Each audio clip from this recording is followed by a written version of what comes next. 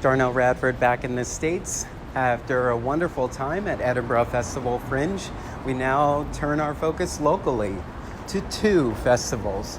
The 2019 Fringe Arts Festival and the new Free Fringe Philly.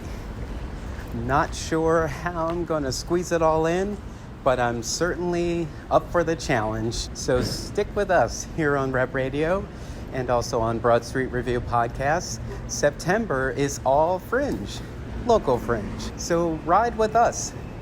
Emory is on the move. I'm excited. Do you have your tickets? And tickets, as in plural, because theater is more fun with a +1. So stay tuned. Rep Radio is on the air. On today's podcast, director Joseph Ahmed talks about the Tribe of Fools production, Operation Wawa Road Trip. In true Tribe of Fools fashion, a celebration of Philadelphia local color mixed with dance, circus arts, and heartfelt storylines. Here's my interview with director Joseph Ahmed. Welcome to Rep Radio. I'm your host, Darnell Radford, and today I'm in Rep Radio's Studio B, and if you're paying attention, you know exactly where we are.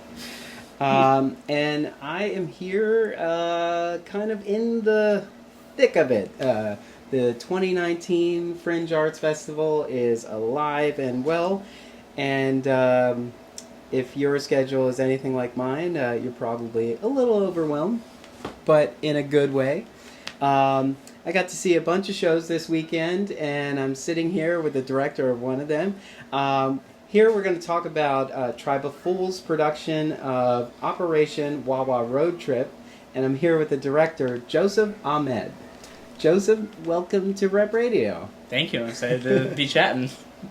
So I feel like there's a handful of people that I'm definitely aware of, but never had the opportunity to sit and chat with, and you're one of them. So that's good to hear. Welcome to Rep Radio. Thanks. It only took 10 seasons to get you here, but you're here.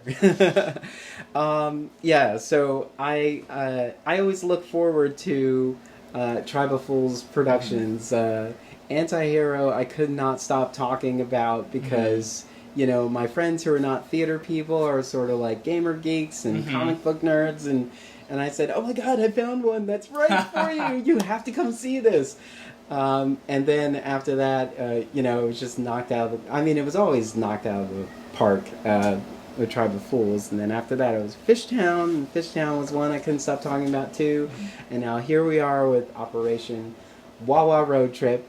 But before we get started on that, tell us a little bit about you. Sure. So I wear many hats. I sort of do most of the things in theater in some way, except for design usually. So I'm an actor, I'm a director, I'm an interactive experience designer. I play musical instruments, I sort of do all the things. I grew up in this area in South Jersey. In like Pennsauken, pretty nearby. Okay. I went to school up in Boston, and then I've essentially been in Philly since then. I've been like permanently in the city for about the last 5 years, and Philly's really turned into my home. And a big part of that is Tribe of Fools. Cool. Tribe of Fools, since from Anti-Hero on, has really been one of like the main places that I've landed in the city that combines a lot of my interests. I'm a circus teacher and interested in circus arts. So Tribe of Fools lets me do kind of a little bit of everything, of new play development, of movement and choreography, of things that are funny but also have some kind of point to them that aren't just fluff. Yeah, and I think people are starting to catch wind. It's like we can't just stuff a message down someone's throat. We have to do a little bit of combination of things. So it's been my thought process that people are entering into our theaters for one of three things, or some sort of combination of them all. They want to be entertained, of course. They want to be educated, and they also want to be validated. So sometimes they're sitting there to just validate how they already feel, but if not, they're going to get education. So they pull in, oh, I didn't know that, so now I know. And people look at theater as gospel, so they're not only want to be entertained and validated for stuff that they feel, but they also want to be able to take something away that, like, I didn't know that. I learned something today in this theater. So we should just pass a collection plate around every theater, and maybe we can get the exemption. I mean, we already have exemption, but probably the same one that churches get. Yeah, that's great. I like those 3 categories. That's a really, but I think they cover everything. Yeah. I mean, of course, there are bits and pieces of other things too, but I think they kind of call back to all of that. And, sometimes you look up and you're like, wow, this company does all of this. And so I can pull in my friend who's not a hardcore theater person, who's going to have fun first, but will also learn something, because through that fun, it's teaching them some elements of whatever. And, might actually say, hey, I did believe in that thing too, or feel that way as well. Yeah, so we're there. That's awesome. So Operation Wawa Road Trip. I mean, the title in itself says we have to go see it. It's like you can't see a production in Philadelphia Fringe Arts Festival and not see the ones with Philadelphia in them. But tell us about Operation Wawa Road Trip. Sure. So the show essentially is a road trip from Ohio to Philadelphia that 2 siblings take. It's in the wake of the death of their father, and their mission is to scatter his ashes in the parking lot of the Wawa that they grew up going to, or at least that one of them really remembers going to. And so the structure of that road trip gives us a chance to meet all sorts of wacky characters along the way, as you know, if you haven't seen it. And to have all these sort of misadventures as they go. But then we're diving deeper into a couple really more poignant themes about how to grieve, how different people deal with grief, and the different things that family means to different people. We start to learn as we go about how the siblings have these different relationships to their family and to their dad, and all these things sort of come out as the night gets later and the journey progresses. I like to describe the show as a mix of Harold and Kumar Go to White Castle and Little Miss Sunshine. So we get some of that sort of like wacky, surreal. It's going to be crazy, but it's also going to have some heartfelt moments. Yeah, which is our goal as Tribe of Fools. Is that I like the analogy of like the kids' gummy vitamins. You're like, oh, I'm having candy, but there's actually something good for me in here. So I think our shows are like that a lot of times. Apparently I'm healthy, but I'm still doing happy dance. But I'm still having candy. It's great. So we think that something heart-wrenching or something poignant or something educational lands best with people when they're also being entertained, when we're not afraid to tell a joke along with it. Yeah. So I'm always interested to know, what does a Tribe of Fools production look like on the page? That's a good question. That's sort of evolved over the years. When I first came in for Antihero was a process that had a writer who was working with them, but a lot of things were really sourced from improvisations in the room. And then those things would get written down and pages would come in. Now we have a writer who is a company member. So we have a little bit more of a script to start with, where the company will get together, decide on the themes of the project, a few of the things we want to see in it, and then Caitlin Corkery, who's the writer, went away and wrote a first draft of everything. And then essentially from there, once we got the actors in the room, we continued to like rehash through that. We'd play with bits in the room, we'd rewrite scenes, sometimes it would be improvisation, sometimes it would be stuff that Caitlin would come in with. And so really everything would get battered around to the whole room as we go, so that we have a script to start with, but the thing that ends up on the stage is really a product of everyone's involvement. The designers have been put into the story and the plot. We're all continuing to refine everything until we have a story that we feel really happy with. Yeah. So you're all in on the outline part of it. Yeah. Piecing the puzzle. Exactly. Together. I've been seeing a lot of... I consume a lot of theater, and then I also consume a lot of media. It's crazy that I manage to get all the time, but I was thinking about a Netflix show where they just kept jabbing at Netflix the whole time, and I thought that was funny. I was like, oh, see? There we go. This is what they're doing. So I always love when they kind of just pull in everything that's so familiar, but also this is a story. But whenever I experience things like that, it then provokes the question, like, could this piece exist outside of the organization that presents it. So when you think about a Tribe of Fools production, they're so unique, authentically Tribe of Fools. But could these productions be, published? Could it be could it be a publication at Dramatist that we could get and then put our own sort of spin on it, or would the script still make it feel like Tribe of Fools? That's a really interesting question. I think that there is a world where that could happen.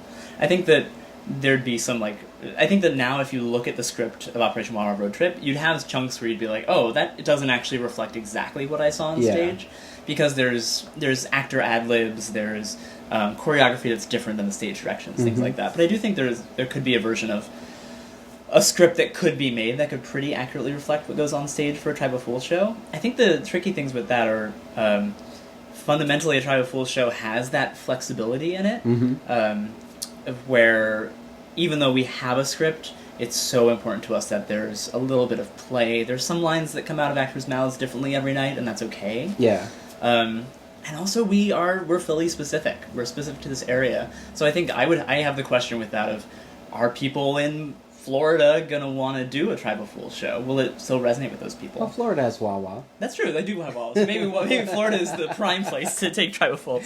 But we try so hard to really draw on the particular humor and pathos of this place that we live in, both to ground what we're telling in the place, but also so that there are those little entry points where you're like, right, 76 is terrible and gets blocked up every few feet, and there's something so satisfying about just hearing that mundane fact of your life reflected in a play. So yeah, I mean, I would love to see Tribe of Fools shows happening somewhere else. I think that there's a few sort of obstacles in the way of that happening, and I don't know what it would feel like to go to, I don't know, Santa Fe and see a Tribe of Fools show. So for all these pieces, I always think about, especially for Fringe, if a show is only an hour, how do I talk for 30 minutes about a 1 hour production without quoting any parts of the piece? But this one, there are some fun things we can do. So I'll ask you, can you think of your earliest experience at Wawa? My earliest experience at Wawa? I think that Wawa has been so fundamental to my life that I probably can't pull out a first memory. Having grown up in this area, it's one of those things that's just sort of always been there for me. A lot of my strongest memories of it are when I was doing just getting into theater, and I was doing summer teen theater programs of going out during after rehearsals or during tech weeks and doing Wawa runs with the cast, and coming back into rehearsal with hoagies and chips and all of the different things for everyone, and it was always such a grounding point. And the fact that they're open 24/7, I feel like I have so many late night teen memories of well, we'll go to Wawa because that's the place that is open and is gonna feed us and take care of us in this moment. I thought it was interesting that now suburban Wawas have returned to the gas station portion of it, but they were always there from the very beginning. I remember the one in my town in South Jersey had one pump sitting right out front, and years after they had stopped offering gas, it was still out there. I remember the original logo that had the geese on it. And I just remember walking in there as kids going how much can I get with this?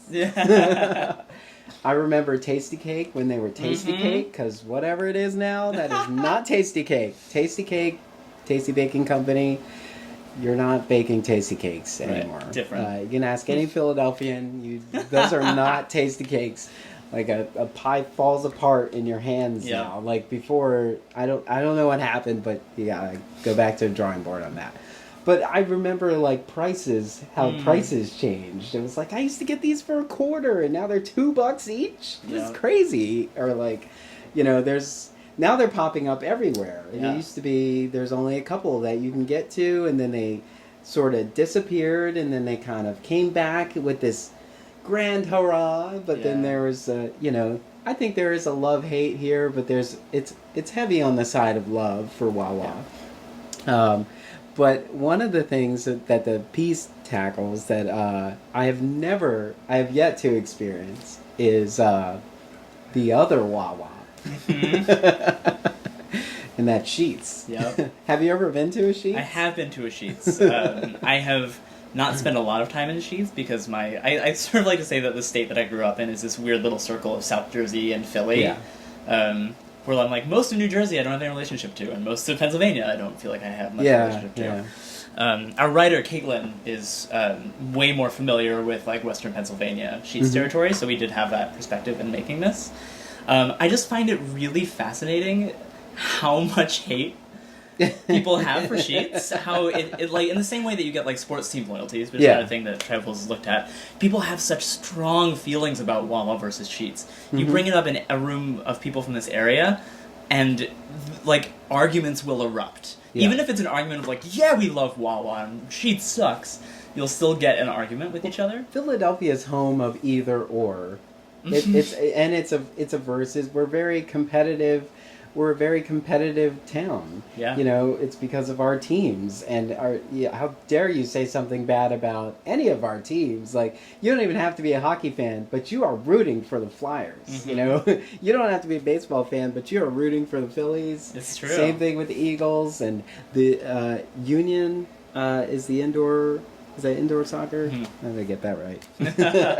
Yeah, and I think Wawa's one of our teams, right? It's like it's the same thing. Where, like, if you mess with Wawa, you're messing with us. Now, and even when it's kind of dumpy, it's still, that's our place. But there isn't a Sheetz here, and I don't think Sheetz will ever I don't think so. have an opportunity. We have others, stuff like Old Nelson and things like that, but I don't think they can compare to Wawa. I mean, I agree. Yeah. So tell us about our leads, our heroes. Sure. Here. So the way the sort of cast is structured is we have 3 actors who play the ensemble who play I think it's like a dozen some different characters over the course of the play, but they're all surrounding Lee and Joey, who are the 2 siblings at the core of it. And really what we start to see as the play goes on is that the 2 of these siblings have very different relationships to their dad and also to their understanding of family.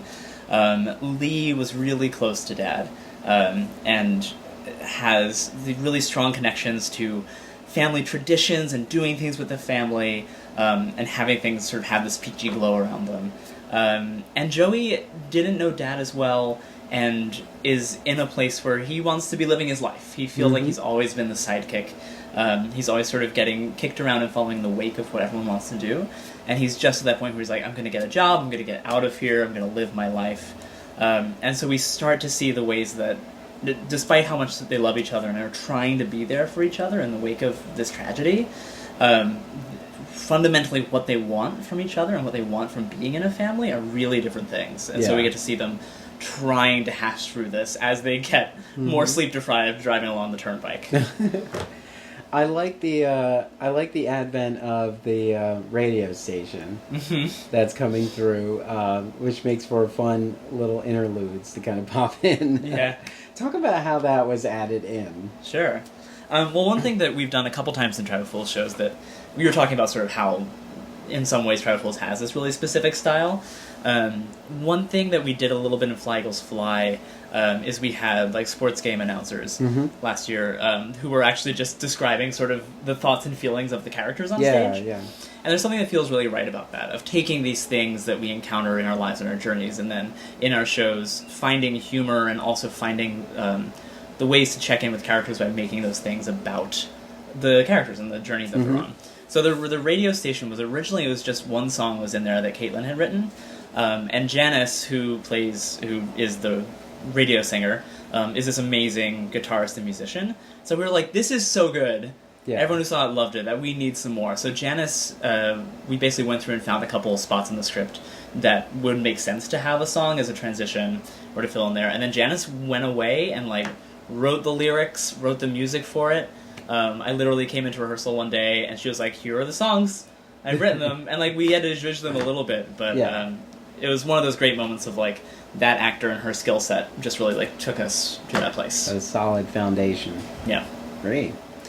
I like. I'm thinking about all the bits and pieces of it all. It's like, just the elements, the framework of the scenic design looks very reminiscent of a classic, probably a suburban Wawa, more of a suburban Wawa. And the car I thought was really functional. I was like, oh, this is clever. Just the simple, listing back and forth makes it feel like you're on a highway driving and all that. So I like those and those elements. There's so many little bits and pieces. Like you can tell, you can always tell when there are a bunch of eyes on something. Sure. So that all these little things are in there. Like I heard a comment about edges at the top of the show. I was just like, that is very current. And that's an actor ad lib. Yeah. That was we were like, this is sort of what we want to happen in this little scene. Actors make up a couple lines, do what you want to do. I think that especially in a Tribal Fool show, you get so much of that because we let the actors have input. The designers are talking about plot. The car. Yeah. Originally, I had an image for like a much more like mimed car where the ensemble's bodies were becoming part of it. And then our set designer, Peter Smith, who's also a company member, was like, I want to make a car. I think it'll be so cool to have this Flintstones car that they can move around with their feet. And I was skeptical at first. I was like, where are we going to put it? Where are we going to store it on stage? It's going to be a nightmare. When can you build it for us? And I think it really ended up providing this really nice grounding of the image of being in that car and being in that isolation in the middle of the turnpike. I would never have had that idea. There's so much of my job as a director, especially with Tribal Fools, feels like just listening to all the good ideas around me and then finding the ways that they work in to help the process. Yeah. Were there any parts of the I guess, so the way we're seeing it now, was this always the timeline, or were there some parts where it was like, maybe we should visit that earlier in the piece as opposed to later? How did the timeline come about? The structure of it was come up with in sort of our first initial workshops with Caitlin, the writer, and the rest of the company. So we sort of, originally we were thinking about, like, is it a cross-country road trip to Wawa? And we ended up settling on this, like, 8-hour overnight from Ohio. Yeah. Because it gives us the opportunity to have the whole play happen over the course of one night, essentially. And then from those initial ideas, Caitlin sort of wrote down and put together all the different, like, bits we had talked about, where we were like, we want to have this, like, encounter at Sheets. So we know we want to land there somewhere in the middle. From there, I think that the main thing that gets rehashed a lot during the process was the ending. Because endings are hard, and endings in device theater are especially hard.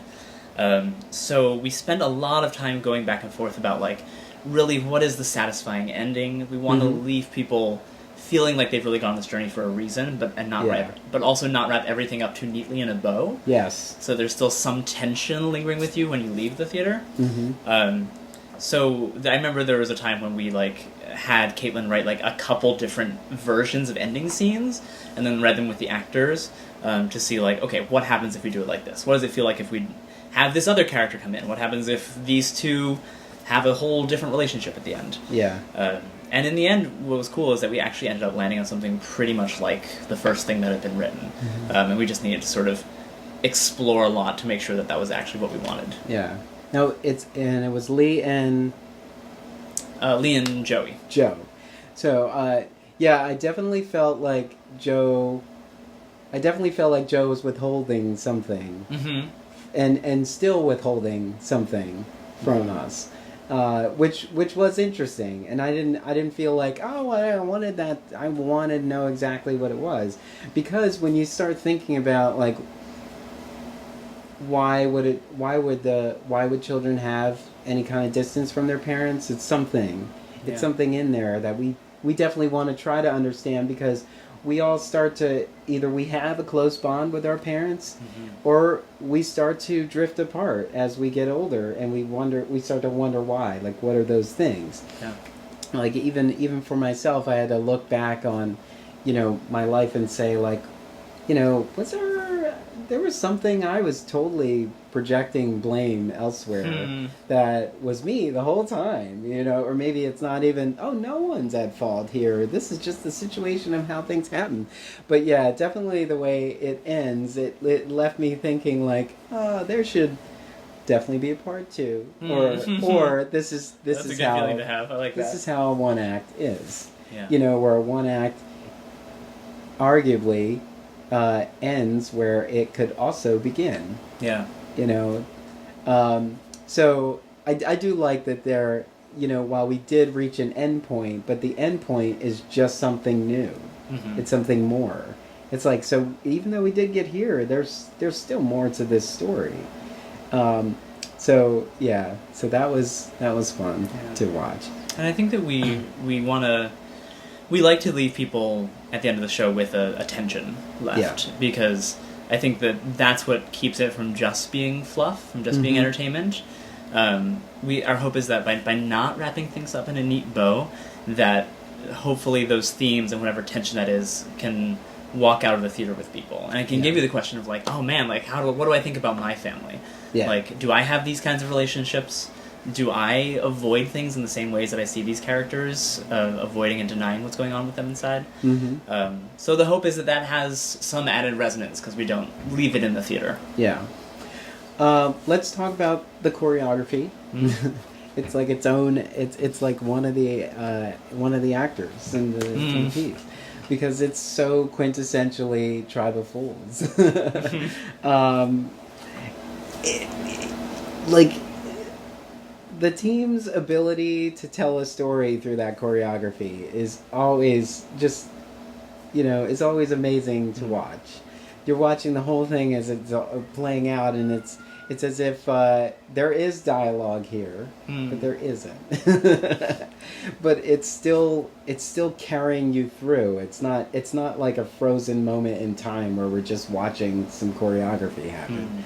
It's still very much telling all of that. So what did that look like in the rehearsal process?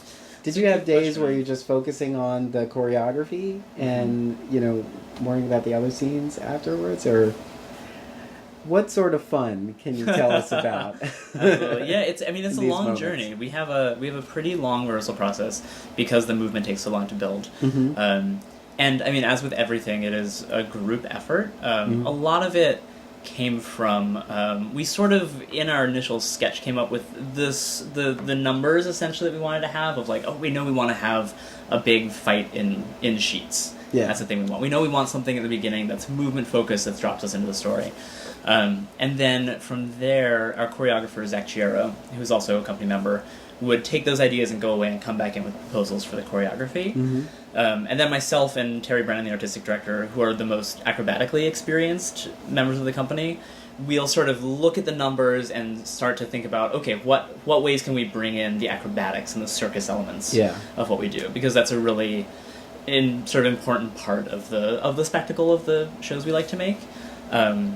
And in this particular process, for the most part, we focused on getting as many of the physical bits built early in like June, so that way we had a sort of a longer time to rehearse those, because they're tiring. And we have a cast that ranges in age from from their mid-20s to like close to their 50s. So it's a demanding show, and it's really hard to find actors who are like as strong in their acting skills and also in their bodies to be able to do these shows. We're lucky to be working with an amazing ensemble.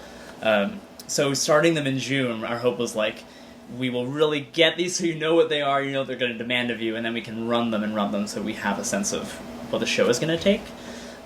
So some days would be just working on acrobatic tricks and doing conditioning. Some days would be working on choreography. Some days would be putting it all together. I always envision if we went to the Tribe of Fools Theater, it would be something like a skate park with stadium bleachers or something, because everything has this sort of element. It's like there's gonna be flips in this thing, right? Yeah, but it's a heartfelt love story. Yeah, but there's gonna be flips in this, right? But there's also those tricks, right? Because like I said, it's so uniquely Tribal Fools. I mean, you can't compare what we're going to see on stage here to anything else that's out there. And whether that's good or bad, for whatever you're listening to. I mean, that is something that's really hard to do, especially when you're thinking about fringe. If you're not going to create something from scratch, you might find a celebrated piece of work that has some sort of fringe bent to it that you can do, but creating it specifically for the festival is a good thing. I mean, do you foresee this going on beyond the festival? That's a good question. Occasionally, Tribal Fools shows have lasted past the Fringe Festival. I know Heavy Metal Dance Fag, like 6-ish years ago, had a little run at the Annenberg after that. In many ways, it sort of depends on if we get interest from presenters. Because if so, there's definitely a chance that could happen. It's a big show. Big show. It has a lot of elements. It takes a lot of like time and conditioning for the actors to be in shape to be doing it. So really what we're committed to is continuing to create new things. Which is the Fringe, and then also we've started producing for Theater Week in February. Cool. And so those are smaller shows. So they're duos, they're solos. So those are really the shows that last around longer, mainly because for a small theater company, putting up a Fringe show of this size that we're doing means that Terry has to sit down and send 10 crowdfunding emails at 5 in the morning the whole summer. Because we're small, we don't have the infrastructure that the Arden or the Walnut have to be presenting these things. Well, his promotion, the crowdfunding campaign for this is a production in itself. Yep. And it is something I was looking forward to every morning. I'm like, what is he going to do today? I assume that they're all collected somewhere. If you have like a gala, they just play back and forth. They just play. That. Here's Terry in various states of undress. Yeah. Well, it's fun. I mean, Terry really, I think, is kind of a genius at crowdfunding. He's the first person I've met who, like, when he does a crowdfunding campaign, he has a strategy. And if he does the strategy, it works. And the last couple years, what we had done is, once we got about halfway through, we started to do push-ups for every $1 that we got. And what we ran into was, that's just actually 6,000 push-ups. And so we would have trouble with actually keeping up with the amount we needed to do while also rehearsing a show. So this year the idea of doing personalized burlesque numbers, since we always do a holiday burlesque, that's a big part of the company. Builds up to that. Exactly. So this was a really fun idea and a nice way for us to be really giving something specific back to the people who donate, because that's so important to us. And also, to have it be something creative and something that people can look forward to that's giving some amount of entertainment. There was one of those in there where everything comes off and then very slow-mo, like 2 boots fall from the sky, and you're like, yep, that was everything. It's so much fun. Terry has so much fun doing them, and like he's such a genius with using like the time-lapse component on iPhones. I know, so I'm blown away. I'm like, I'm an IT professional. I can't figure out this Instagram story. It's not like everybody's like, I'm like, there's a whole section for stickers in here? I don't even know how that works. He's really, I mean, it's amazing. Terry is, I've learned so much from Terry over the course of the last few years and how he runs Tribal Fools.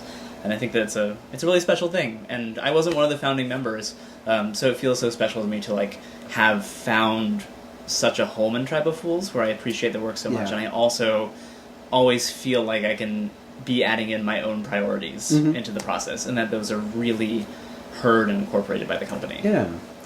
Do you have is there a moment is there a moment in the piece that stands out for you the most, or is there a favorite scene? Or that's a good question. So I'll answer that, I guess, in 2 ways. I mean, I think that what feels like sort of the iconic gesture of the piece is the sort of Wild West brawl that happens when our heroes, who are Wawa fans, arrive at a Sheetz. And we have a lot of fun with really... I think it's because there is this conflict between Wawa and Sheetz in this area of taking that and being like, okay, we're going to take this conflict that we see and explode it and play the whole thing out and really make it into this big bit. So I find that very satisfying. My own personal favorite moment, which is a very small moment, but it's just because it's a joke that I thought of like a year and a half ago, and it somehow made it into the show. There's a car chase that happens. Yes, that's which what I is was gonna say. which is quite Mario Kart themed. Yes, which I find very fun because I love Mario Kart. But there's a joke in it where there's the cars are chasing each other and then they come across a pothole and they have to slow down to clunk over the pothole. And then the final thing is they're being chased by a cop, so the first car comes and it clunks over the pothole. Second one comes, clunks over the pothole. The third one comes and then it falls through the pothole and is never seen again. Which I just think it's a hilarious joke. Yeah. And especially like, driving around the streets of Philly, I'm just like, this could literally happen. I know it might be the day where my car goes in a pothole. Very deep potholes. And I'm just gone. That's the end of like, how does no one see this? How does no one fix this in 2 weeks? This is a pretty heavily driven road. Like, just, block it off for a couple of days, get it done. Just fix it. just put some sand on anything. Yeah. And that's one of those things where it feels really satisfying to be a company that's dedicated to like looking at the city and the area around us and making what we do based off of that, because we get to do those super specific jokes where there's those people sitting there who are like, yep, 22nd Street, know what you're talking about. That's a joke I relate to. You're like, oh my god, I feel like 20th Street's been under construction for like the past 2 years at least. It's like they've been running pipes up and down like South Philly to going up north, and it does seem like every time you turn around there's some road work being done. And we're small. We're not like New York where there's nope, we got a new skyscraper coming up. There's always a new skyscraper. Here it's just always road work. It's constant. I mean, on the plus side, our city is always improving, so we can look at it that way, but it is still annoying when you're trying to get to work. You're like, why are we at a snail's pace on this accordion bus? And it's, well, I mean, as someone who like I sort of travel the city in like every form of transportation, because I use the Indigo bike share, I drive, I take the bus, I take SEPTA, I do all of it. So like the roads are just in such a state somehow where like, I'm like, I don't know, how did this pothole come here? Are they midway through working on it? Did like a truck run over it too hard? Yeah. It's so hard to tell. And when they just paved over a road, like, I know they did this last summer because I was annoyed by how long it was done. And there's a pothole already? Like, jeez. Yeah. It was like, I guess, people phone it in at every job. Yeah, that's true. And it's probably not that, whoever did a lackluster job, and that's why there's a hole there. It's just, when you think about it, you're like, well, I mean, if you painted a wall and somebody smudges up against that wall and now there's a scuff mark on this freshly painted wall. Gotta repaint it. It's true. It's a constant struggle. Let's see. Is there anything else you want to say about Operation Wawa Road Trip? I don't know. I mean, I think the only other thing is, I think that this is a really special piece to me because all of our Tribe of Fools shows get into some amount of social issue, and this one I think especially is really like just a personal, emotional story about the two of these characters in the wake of this death that's happened in their family. Yeah. And for me, it's a really personal story because I lost my mom 2 years ago, quite suddenly, and so it's really special because this is the first time that I'm making any kind of artwork that deals with grief in any way. Yeah. And I think it's a really special piece to see as someone who has had that, because so much of what we dwell in is all the things that people do to try to make themselves feel better and to try to solve that problem, a problem that sort of can't be solved by anything except like time, really, and this like long healing process. But the chance to work on this as part of a Tribe of Fools show, where so much of what we get to do is tell jokes and let the funniness and the liveliness of this journey be the main thing that is bringing us along, I think it's really special, and it's the sort of dive into something like grief that, as someone who's been wrestling with that, I find it really empowering to have worked on and now to be able to go and watch in the theater. Yeah. I think what's really great about the piece as a whole is while it is dealing with loss, it's not dwelling on grief. It's showing you that these crazy moments in life still happen, and that life still goes on. So they are still continuing to live and still going on their various paths. But it's also great to see a brother and sister bond and stay connected, because that is something that, you know, if you are fortunate to have that kind of family, it's great. But if you don't, sometimes loss is what brings you back to family and keeps you connected. And so, like that end, which I'm not going to give away, that's what makes that such an interesting moment. It's like, because we just had this thing, like it was all like the realization of this whole entire journey, which we have just experienced. Now we're getting to this point where we're thinking like, wow, is this bond going to be even stronger now? Like, what's going to happen for them as they move forward? And that's the part that says, okay, life begins. Yeah. And for this piece, that's why I can always say that a piece ends where sometimes it could also begin. You know, so that... Anyway, it's well crafted. I think it's well crafted. I'm glad to hear that. I can always find some interesting through line, which I think makes it great for people to come and experience the work. Yeah. The production is Operation Wawa Road Trip. It is presented by Tribe of Fools. It is in the 2019 Fringe Arts Festival. It is running through the 21st. It is at the Proscenium at the Drake. And it's a little bit of an upgrade from last season. It's true. We moved literally next door from the Bluebird. From the Bluebird to the Proscenium. Moving on up to the big house. Yeah, you can get these tickets by going to fringearts.com. And also, if you download the app, you can actually favorite this show if you like.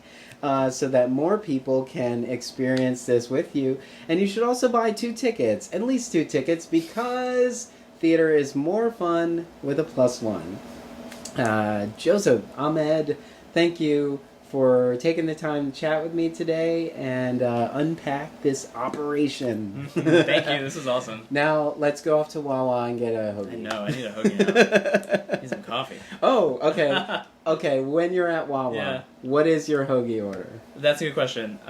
So I usually get a shorty, toasted Italian, with spinach, tomato, the cheese depends. Okay. Depends. And then I add bacon. Wow. All right. That's cool. right. For like $1, however much it is. It depends. If it's if it's late at night, it's a BLT. Yeah. It's always a BLT because I want that saltiness. But my uncle, when I was younger, I remembered going to Wawa back when they had the squeezer bottles. Yeah. They were like, you know, we're not going anywhere. Plastic squeeze bottles, not these ones where you throw it out and no one's the wiser. But I remember he would always order a turkey shorty with a little bit of mayo, raw onions, lettuce, salt, pepper, and oregano. I always get that every time. But really? I love the fact that there's the option for a little bit of mayo, even though it is most of the time completely ignored. That's really funny.